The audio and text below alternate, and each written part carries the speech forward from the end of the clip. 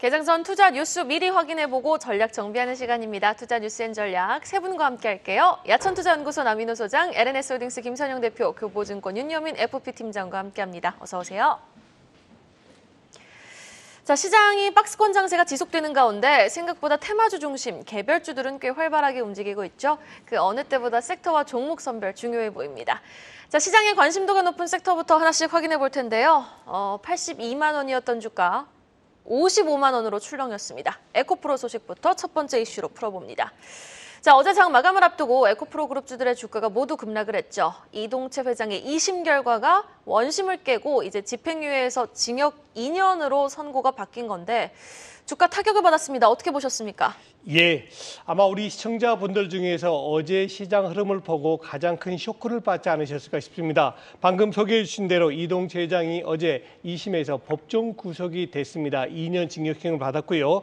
자, 이게 문제는 뭐냐면 오전만 해도 지금 자료화면 나오고 있습니다만 오전만 해도 에코프로가 5% 주가 상승을 하고 있었습니다. 그런데 이 소식이 전해진 오후 2시경부터 오히려 주가는 급락세 보이면서 마이너스 6%, 하루에 12% 주가가 등락을 보였다는 것은 말 그대로 천당과 지옥이 오르내렸다고 봐도 과언이 아닐 것 같습니다. 또 어제가 무슨 날이었습니까? 바로 5월 옵션 만기일이었습니다. 저도 어제 참 이상했어요. 오전만 해도 외국인이 선물을 매수하면서 우리 주가지수 플러스 유지하다가 오후 1시 이후부터 외국인들이 급작스럽게 주식을 팔았는데 물론 저는 사법부의 결정을 존중합니다. 그리고 그것이 틀렸다는 게 아닙니다. 그러나 어제와 같이 그렇게 옵션 만기일 날에 마침 판결 결정을 그렇게 오후에 내림으로 해서 시장에 직접적 영향을 주고 또 시장 참여자들에게 큰 충격을 주는 것은 조금 아쉬움이 있지 않느냐.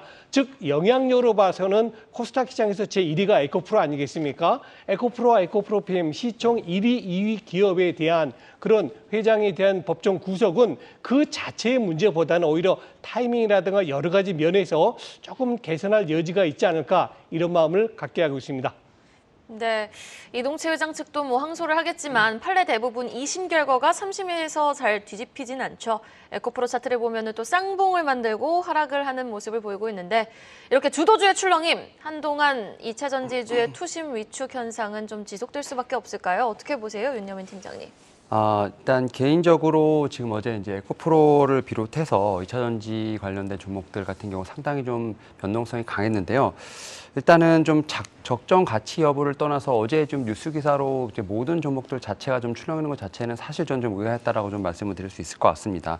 사실 당장에 좀 악재로 보는 게 맞다라고 좀 생각이 듭니다. 특히 이제 미공개 정보를 이용해서 주식 매매를 했다는 것 자체가 사실 어떻게 보면 큰 죄라고 생각을 하고 있고 또 경종을 울리는 차원에서 구속을 했다는 것 자체는 제가 볼 때는 의미가 있다라고 볼 수 있겠습니다만 그 기사 잘 읽어보시면 아시겠지만 도주의 우려가 있다라는 것은 사실 좀 납득이 가지 않는다라고 좀 말씀을 드려야 될 것 같습니다. 지금 에코프로라든지 에코프로 BM 지금 시가총액 한 35조 넘는 어떻게 보면 오너고요. 특히 또 이제 1년에 어떻게 보면은 조단 이상의 좀 어떤 수입이 있는 오너가 지금 한 11억 정도 지금 제가 볼 때는 이렇게 얘기가 나오는데 도주 우려가 있다고 해서 법정 구속을 하는 것 자체는 사실 좀 제가 볼 때는 아이러니하지 않나라고 생각을 하고 있고 이런 측면에서 오히려 저는 1차 전지 쪽에서 매수를 못 하신 분들에게는 오히려 매수의 기회를 주는 어떤 그런 상황이 아닌가 좀 생각을 합니다. 다만 앞에서 말씀드렸던 것처럼 지금 변동성 자체는 좀 이어질 수 있는 부분이 있기 때문에 이런 점을 감안하시면서 오히려 어떻게 보면 단기 저점에 대한 매수 전략이 좀 유효하지 않을까 생각하고 있습니다. 2차 전지주 전반적으로 좀 단기 저점에 대한 매수 전략이 유효하다라고 보시는 건가요? 네, 맞습니다. 특히 이제 에코프로 같은 경우 최근에 보게 되면 이제 코스닥과 거의 분봉상 보면 일치하는 흐름을 좀 보여줬던 부분이 있습니다. 이런 측면에서 봤을 때 에코프로랑 지금 코스닥 자체가 좀 어떻게 보면 동조화 현상을 좀 이룬다라고 볼 수 있을 것 같은데 최근에 이제 코스닥 같은 경우도 좀 박스권을 좀 어떻게 보면 횡보를 하면서 830선에 대한 부분들, 850선을 넘기 위한 좀 노력을 하고 있는 상황이라 볼 수 있을 것 같은데 여기서 에코프로가 무너지면서 같이 무너졌던 부분들, 지수를 다시 한번 좀 반등하기는 조금 힘든 부분이 있겠습니다만 저는 오히려 이런 부분에서 봤을 때 2차 전지 같은 경우는 좀 더 이제 어떻게 보면 가격에 대한 메리트가 생기지 않나라고 좀 말씀을 드려볼 수 있을 것 같습니다. 네, 알겠습니다. 오히려 가격의 메리트를 가져가는 시점이 될 수도 있다. 2차 전지 성장성의 근우가 좀 부정적인 의견을 줄 수 있을까요? 성장성은 확실히 담보된 만큼 에코프로 조정 시 좀 매수 관점 유효할 수 있겠다라고 의견 주셨습니다. 자, 이렇게 2차 전지 기존 주도주 역할을 하던 2차 전지 섹터엔 수급 공백이 생기고 그 수급은 자동차로 유입이 됩니다. 이어지는 이슈는요, 현대차 소식 만나보시죠. 현대차가 자체 개발한 배터리를 탑재해 내년 출시될 신차에 적용을 한다고 합니다. 리튬이온 배터리를 처음으로 또 개발을 했다고요? 네, 맞습니다. 현대차 그룹이 하이브리드 자동차에 들어가는 배터리를 자체 개발했다는 소식이 있습니다. 그리고 그와 함께 이제 세계 자동차 시장 3위죠. 인도 쪽에 3조 2천억을 투자한다는 소식까지 같이 한번 가고 있습니다. 일단 남양연구소가 배터리를 자체 개발했다라는 그런 내용이 나왔고요. 내년에 내놓는 차량부터 적용할 것이다라는 그런 소식이 또 나왔습니다. 해당 제품은 2020년도부터 개발에 들어간 것으로 일단 알고 있고요. 추후에 본격적인 생산은 협력사를 통해서 진행할 것이다라는 내용까지 나왔습니다. 이번에 현대차 그룹이 개발한 배터리는 10암페어급 이제 고성능 하이니켈 리튬 이온 배터리고요. 하이브리드제 배터리 뭐 잘 아시겠지만 파워 트레인에 동력을 전달하면서 출력을 내는 특성상 배터리의 성능을 고도화시킬 수밖에 없습니다. 그러려면은 고난도 기술이 요구된다라고 하는데 이를 위해서 배터리 용량을 늘리기 위해 니켈 함량을 높인 신소재를 사용했을 것으로 예상이 되고 있다라는 그런 추측이 좀 가능할 것 같고요. 이 현대차 그룹은 당연히 이제 연구 개발 내용 공개하기 어렵다라는 반응을 보였습니다. 이건 뭐 당연한 반응인 것 같고요. 추가로 인도의 이제 타밀나두주 여기와 함께 이제 10년간 2천억 루피죠. 약 한 3조 2천억 정도의 그 투자 MOU를 체결했다는 그런 소식이 나왔는데 현대차 인도법인이 연간 17만 8천 대를 생산할 수 있는 전기차 배터리팩 조립 공장 건설 계획을 가지고 있다. 그리고 이와 함께 5년간 타밀나두주의 그 주요 고속도로의 거점에 약 100여 곳 이상의 충전소까지 같이 설치하겠다는 그런 방침이 있습니다. 어쨌든 뭐 이런 또 좋은 소식이 있으니까 관련주 투자하고 계신 분들은 참고해 보시면 좋을 것 같습니다. 네, 완성차 업계 최초 하이브리드 배터리를 직접 개발해 시장 대응에 나서겠다고 밝힌 현대차. 최근 수급 보면은 자동차 부품주도 함께 수급 유입이 들어오고 있거든요.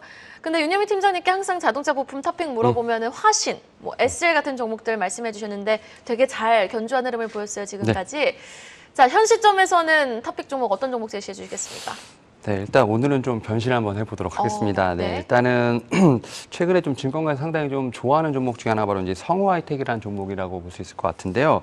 일단 이 회사 같은 경우 아직 뭐 1분기 실적은 발표되지 않았습니다만 작년 상당히 실적 좋았습니다. 특히 이제 지난해 특히 연결 기준으로 봤을 때 영업이익 같은 경우는 약 한 1,000억 정도를 좀 기록을 하면서 전년 대비 한 30% 이상 좀 증가한 모습을 보였다라고 말씀드릴 수 있을 것 같고 특히 이제 내연기관 부품을 어떻게 보면 이제 납품하는 회사들 같은 경우가 이제는 전기차, 특히 뭐 자율주행차 쪽으로 어쨌든 부품을 좀 변환하는 그러한 좀 모습이 나오고 있는데 이 회사 같은 경우도 작년에 해서 올해 한 300억대 R&D 투자를 좀 계속 지속을 하고 있습니다. 뭐 거기다 또 이제 어떻게 보면 포트폴리오라고 할 수 있는 좀 고객사 같은 경우도 현대, 기아, 뭐 한국 GM뿐만 아니라 특히 뭐 BMW 같은 폭스바겐 또 해외 쪽으로도 지금 포트폴리오가 좀 다변화되는 모습이라 볼 수 있을 것 같은데요. 일단 이 회사 같은 경우는 지금 전기차용 배터리 외장재 개발을 상당히 강화하고 있다라고 좀 볼 수 있을 것 같습니다. 뭐 이런 측면에서 봤을 때 뭐 앞에서 말씀하셨던 뭐 하이브리드 배터리와 관련된 부분뿐만 아니라 뭐 자율주행 관련 쪽에서도 분명히 모멘텀이 있지 않을까 생각을 하고 있고요. 최근에 좀 차트를 보게 되면 지금 전고점을 좀 넘어가려고 하는 좀 그러한 좀 모습이 나오고 있기 때문에 오히려 좀 돌파 매매로서 한번 봐도 되지 않을까라는 좀 생각을 하고 있습니다.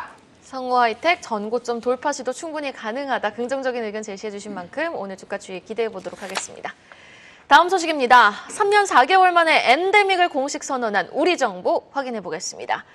방역 당국의 일상 회복 로드맵 계획이 나왔는데요. 드디어 다음 달부터 코로나 위기 대응 단계가 심각에서 경계로 낮아졌죠.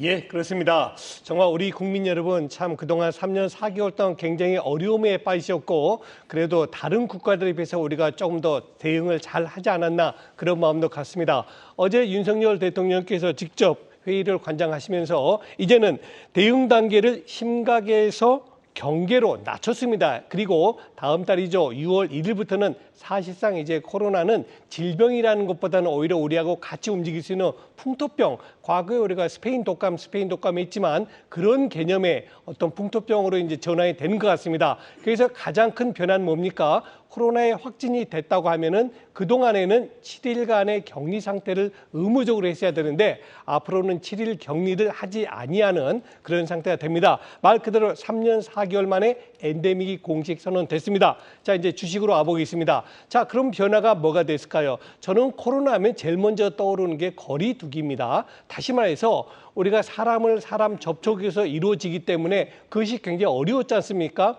말 그대로 회의도 떨어져서 하고 어떤 그 모임도 그만큼 줄었는데 앞으로는 그것이 좀 더 활성화될 것이다. 다시 말해서 경제 소비가 더 많아질 것이고 여행도 더 늘어날 것이다라고 볼 수 있겠습니다. 특히 이제는 마스크 같은 경우도 의무가 아니죠. 말 그대로 병원이라든가 진료실 갈 때만 마스크 쓰고 나머지 대중교통, 식당에서도 다 마스크가 자유 상태이기 때문에 말 그대로 이제는 얼굴을 많이 노출합니다. 최근에 화장품 업계가 조금씩 주가가 꿈틀대는 것도 그 요인이 아닌가 하는 생각 같습니다. 다시 말해서 이제는 리오프닝이 됐기 때문에 소비가 점점 활성화될 것이고 여행이 늘어나기 때문에 지금 나온 대로 의료기기라든가 화장품이라든가 여행이라든가 이런 관련주 쪽, 레저 관련주 쪽, 그리고 급기야는 그만큼 소비를 많이 하겠죠. 혼자 먹는 것보다 여러 명이 먹으면 더 많이 먹지 않겠습니까?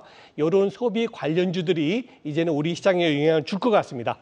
네, 알겠습니다. 마스크를 벗으니 얼굴 화장 또 피부 관리엔 더 신경이 쓰일 수밖에 없겠죠. 윤여민 팀장님이 보고 계시는 엔데믹 수혜주 어떤 종목이 있을까요?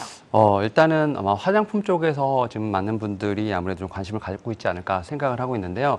일단 저는 이제 클리오라는 종목을 갖고 나왔습니다. 다만 이제 말씀드리고 싶은 거는 화장품 관련된 종목들 같은 경우에서 좀 실적에 대한 어떤 모멘텀을 찾기는 좀 쉽지 않다는 점, 그런 측면에서 봤을 때 클리오라는 종목이 상당히 좀 눈에 띈다라고 좀 말씀을 드릴 수 있을 것 같고요. 이번에 좀 1분기 실적을 좀 발표를 했는데 특히 이제 영업이익 같은 경우는 이제 전년 동기 대비 44% 정도 증가를 하면서 52억 정도를 좀 기록을 했습니다. 특히 이제 우리가 말하는 이제 헬스 앤 뷰티라고 하는 뭐 올리브영 같은 데서 상당히 좀 많은 판매가 좀 이루어졌고요. 특히 온라인 쪽에서도 판매가 상당히 많이 이루어졌다고 볼 수 있을 것 같습니다. 여기에 이제 뭐 지역별로 보게 된다고 하면 뭐 미국이라든지 동남아 쪽에서의 어떤 매출이 상당히 좋았다라고 말씀드릴 수 있을 것 같은데요. 아무래도 뭐 일본이라든지 중국 쪽 관련된 쪽에서는 아무래도 경쟁 심화가 좀 되다 보니까 어떻게 보면 지역별로 좀 편차가 있었다라고 좀 말씀을 드릴 수 있을 것 같고요. 특히 이 회사 같은 경우는 1분기에 보통 이제 신제품을 좀 출시하는 상황이라 보실 수 있을 것 같습니다. 1분기에 신제품을 출시하게 되면 마케팅 비용이 좀 늘어나기 때문에 오히려 1분기 같은 경우 실적이 좋지 않은 부분이 좀 대부분이다만 이번에 좀 어닝 서프라이가 나왔다는 점, 그런 측면에서 봤을 때 2분기부터 하반기까지는 아무래도 좀 질적 성장이 좀 있지 않을까라는 좀 생각을 하면서 오히려 실적에 대한 부분들은 좀 더 기대해 볼 수 있지 않을까라는 좀 생각을 하고 있습니다. 다만 이제 앞에서 말씀드렸던 것처럼 이제 화장품 같은 경우는 좀 단기 트레이딩에 대한 어떤 관점이 상당히 강하기 때문에 뭐 클리오 같은 오히려 이제 좀 실적 관련된 종목들이 나오는 종목들에 대한 제가 볼 때 옥석 관리가 필요하지 않을까 생각을 하고 있고, 오히려 좀 실적에 관련된 부분들, 리오프닝 관련돼서 좀 편안하게 보실 수 있는 좀 섹터를 부분들이 보게 된다고 하면 오히려 저는 의료기기, 뭐 미용 쪽이 좀 더 편안하게 볼 수 있는 어떤 그런 쪽이 아닌가라는 좀 생각은 하고 있습니다. 네, 화장품을 보려면은 종목별로 좀 잘 선별해야 되겠다. 실적이 찍히는 쪽에 주목을 해보자. 그 안에서도 클리오 제시해 주셨고요. 미용 의료기기는 좀 전반적으로 긍정적으로 지켜보시는 것 같아요. 두 섹터 한번 주목해 보시면 좋겠습니다. 이어서 막바지를 향해 달려가는 1분기 어닝 시즌 실적 이야기로 넘어가 보겠습니다. 어제도 장 마감 이후 다수의 기업들의 실적을 발표한 가운데 롯데케미칼이 1분기 성적표를 공개했는데 4개 분기 연속 적자는 기록을 했지만요. 적자 폭이 전분기 대비 많이 줄었고 또 2분기부터는 실적 개선 기대감이 좀 만연한 것 같아요. 네, 사실 뭐 어쩔 수 없는 것 같습니다. 업종 전반적인 문제이기 때문에 사실 어느 정도 예상을 할 수밖에 없었던 그런 수치였던 것 같은데요. 롯데케미칼이 올해 이제 1분기 그 석유화학 시황 본진으로 4분기째 영업 손실을 영업 적자를 이어갔다는 그런 소식이 좀 나왔습니다. 하지만 일부 제품의 시황이 개선되기 시작하면서 전분기 대비해서 적자폭을 좀 크게 줄이면서 좀 반등이 기대된다는 그런 소식까지 추가로 좀 나오고 있는데요. 일단은 2분기에는 이제 지난 3월달에 인수를 했었던 원래 이제 이름이 일진 머티리얼스죠. 근데 이번에 이름이 바뀌면서 롯데 에너지 머티리얼스로 바뀌었는데 이것을 이 기업 인수에 대한 어떤 실적이 제가 봤을 때는 이제 본격적으로 이제 손익에 연결이 될 것 같습니다. 이에 따라서 흑자 전환에 성공을 할 수 있다라는 그런 기대감이 좀 나오고 있고 이게 전망이 되고 있고 주가도 좀 그로 인해서 긍정적인 어떤 영향을 좀 받고 있는 것 같은데요. 롯데케미 같은 경우는 원래 당초에 2030년까지 배터리 소재 분야에서 총 4조 원을 투자해서 연매출 5조를 달성하겠다는 목표를 세웠는데 이번에 이제 일진 머티리얼스, 롯데 에너지 머티리얼스 인수로 매출 규모 목표를 이제 7조 원으로 상향시켰습니다. 어쨌든 뭐 지금 업황 전반적인 부분 때문에 이런 문제가 좀 발생했지만 인수 효과로 이제 본격적으로 이제 인수 효과가 들어가고 이제 재무제표에 이제 추가로 연결이 되기 시작하는 2분기부터는 그래도 어느 정도는 기대를 해볼 수 있을 만한 어떤 이슈가 되니까 이 부분 참고 한번 해보시고 전반적으로 이제 관련 업종이나 이 종목에 투자하시는 분들은 참고해 보시면 좋을 것 같습니다. 네, 지금 석유화학 업계 1분기 그러니까 저점을 좀 통과했다고 볼 수 있는 수치의 성적표였는지 업계 전반적인 전망과 함께 윤여민 팀장님이 주목하고 계시는 화학주 한번 들어보겠습니다.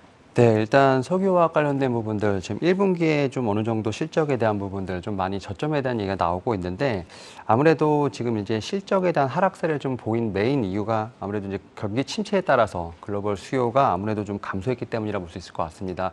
저는 이제 석유화학 업계 같은 경우 크게 한 4가지 종목을 보고 있는데요. 일단 첫 번째로 뭐 LG화학, 두 번째로 이제 금호석유화학, 세 번째가 이제 지금 말씀하셨던 롯데케미칼, 그다음 네 번째가 하나솔루션인데 이 네 개를 보게 된다고 하면 대부분 다 실적은 좋지 못했습니다. 뭐 하나솔루션을 빼고는 좀 제가 볼 때는 실적 자체는 그렇게 좋지 못했습니다만 여기서 차이를 보이는 것이 이제 신사업에 대한 유무가 아닐까 생각을 합니다. 결국 이제 전통화학 업계로서 지금 석유화학만 하느냐 아니면 약간의 좀 외도를 해서 다른 어떤 좀 이제 새로운 모멘텀을 찾느냐 이런 부분이라 볼 수 있을 것 같은데 LG화학 같은 경우는 뭐 잘 아시겠지만 LG 에너지 솔루션뿐만 아니라 지금 뭐 첨단 소재라든지 생명과학 같은 좀 새로운 사업부가 있다라고 볼 수 있을 것 같고요.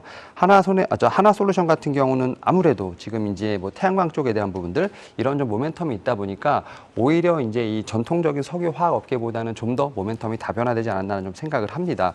그리고 이제 1분기뿐만 아니라 2분기에 대한 부분도 상당히 어떻게 보면 좀 우려와 지금 희망이 좀 공존한다 볼 수 있을 것 같은데 일단 전방 산업이 좀 계절적 성수기를 맞추다 보니까 이런 쪽에서 봤을 때 석유화학 제품 수요가 늘어날 수도 있다는 부분도 있겠습니다만 오히려 2분기에도 수요 부진에 따라서 공급 강이 일어날 수 있다는 어떤 그런 우려도 같이 존재하는 부분이 있기 때문에 사실 2분기 자체도 제가 볼 때는 명확하게 좀 답변을 드리기가 좀 쉽지 않는 상황이라 볼 수 있을 것 같습니다. 이런 측면에서 오히려 신사업에 대한 어떤 모멘텀이 있는 뭐 LG화학이라든지 하나솔루션에 대한 주목도가 좀 더 올라가지 않을까라는 생각은 하고 있습니다.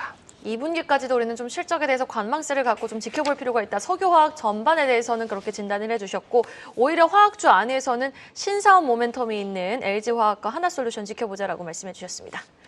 자, 다음 소식입니다. HMM이 현대 LNG 인수전에 참여합니다. 그러니까 옛 주인인 HMM이 인수전에 참여 의사를 밝힌 건데 자세한 내용 좀 전해주시죠. 사실 뭐 저도 이제 이 업에 있기 때문에 이제 그 현대 LNG 해운 같은 경우 이게 해외로 인수가 돼간 것에 대해서 좀 안 좋게 생각했습니다. 좀 안타깝게 생각했죠. 어떻게 보면 이제 국부 유출이라고 볼 수 있기 때문에 좀 안타까운 부분 분명히 있었는데 사실 개인적으로 좀 이게 HMM이 그냥 다시 프리미엄 쪽 인수를 하면 어떨까라는 개인적인 생각을 가지고 있었는데 그 얘기가 그대로 나온 것 같습니다.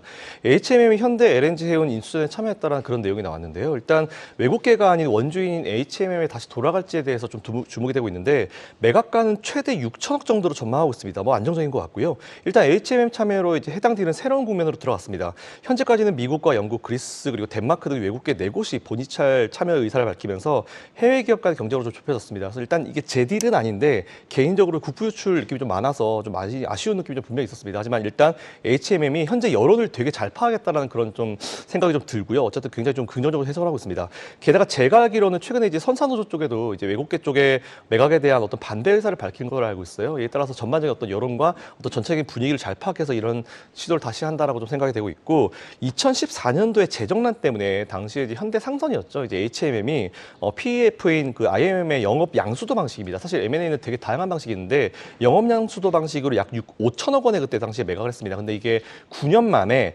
최고 6천억인데 다시 이제 재인수를 할 수 있는 그런 상황이 됐는데요. 사실 이거를 따져봤을 때 영업 양수도 방식의 M&A에서 그동안 어떤 퀄리티를 따져봤을 때 그리고 이제 어떤 시너지를 봤을 때 20% 정도 프리미엄을 더 주고 다시 가져온다라고 생각해봤을 때는 나쁘지 않은 것 같습니다. 일단 현재 지금 HMM의 어떤 전반적인 상태를 좀 다시 보고 이제 재무제표를 따져보고 이제 숫자를 좀 따져봐야겠지만 일단 20% 경영권 프리미엄을 주고 가져오는 거는 나쁘지 않은 선택인 것 같고요. 일단은 이번에 참여를 했으니까 앞으로 이게 어떻게 돌아갈지 좀 판단해 보시고 투자를 이어가 보시면 좋대.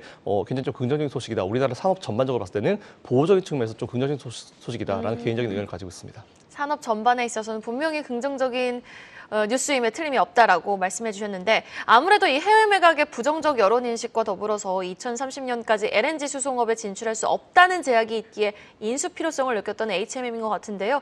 현 주가가 근데 워낙 바닥에 있는 상황인지라 매각가 6천억 원까지 언급되는 부분이 주가에 어떤 영향을 줄지는 좀 지켜볼 만한 대목인 것 같습니다.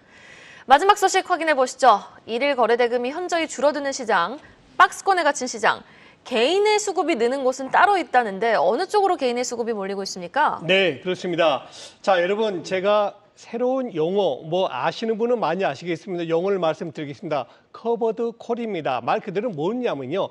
기초 자산은 사고, 즉 주식이나 선물은 사고, 그다음에 콜 옵션을 고가에 매도하는 겁니다. 이것 좀 더 쉽게 설명드리겠습니다. 여러분들께서 2달 전에 우리 코너를 보셨다면 현대자동차 매수하셨겠죠? 그때 가격이 15만 원이었습니다. 어제 정가 20만 8천 원입니다. 그러면 내가 현대차를 100주 사가지고 25% 수익을 받는데 요즘 좀 불안하단 말입니다. 그럴 때 어떻게 하느냐? 바로 현대차는 그대로 가지고 계시고 팔지 않고 가지고 계시고 현대자동차 선물 매도를 하는 겁니다. 그러면 지금까지 벌었던 25%를 픽스, 고정을 시키는 겁니다. 이건 제가 예를 들어 드리는 거고, 이제 많은 상품이 있는데 미국 나스닥 시장의 나스닥 종목을 사고 미국 나스닥의 콜옵션을 매도하는 것입니다. 한국도 있습니다. 한국의 코스피 200, 즉 선물을 사고 한국의 콜옵션을, 높은 콜옵션을 파는 겁니다. 이렇게 되면 어떻게 되냐면요.